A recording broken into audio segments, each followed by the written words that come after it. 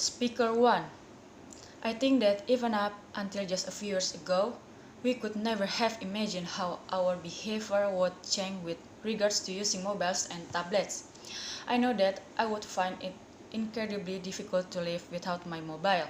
I'm constantly looking at my phone to see if I've got any new message or updates, and checking my apps to see what's new. I wouldn't say that I post my life online, not like some people I know, but I do like to keep up with what people are up to. Friends, family, and even other people I know, but maybe haven't seen for years, like old school friends, and check out photos of what they look like now. Ha ha ha. Speaker 2. In a way, I think it's quite funny that we're always worrying about teenagers and young people becoming obsessed with online communication. But if you ask me, we need to worry just as much about adults. At the office where I work, even when we have a break, nobody talks to each other unless they absolutely have to, which is a sorry state of affairs to say the least. Everyone is too busy checking their social networks and sending messages to have time to communicate face to face.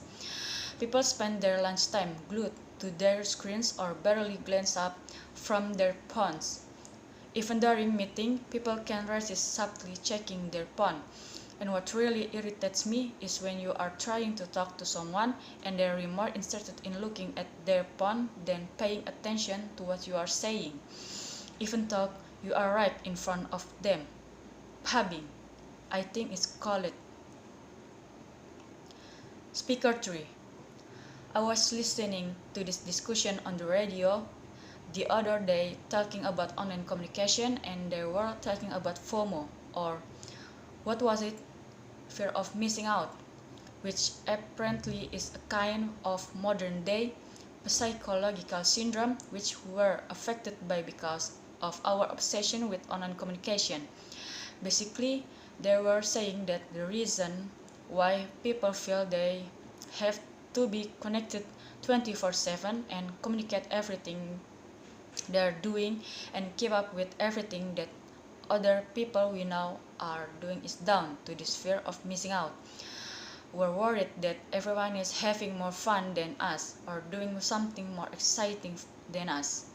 They also said that because we're spending more time communicating in the online world, we're losing the ability to enjoy the present. Speaker 4. My generation is so different to my parents. I mean, they're always telling me that they grew up in a world without mobiles and social networking and they manage fine. Hard to imagine how they arranged to meet their friends without a phone. But they say they did. Ooh, I had so many arguments with them while I was growing up until they let me have my first smartphone. But they didn't let me have Snapchat or Instagram and anything like that. It's not the end of the world. They'd say they just didn't understand that that's the way people my age communicates with each other.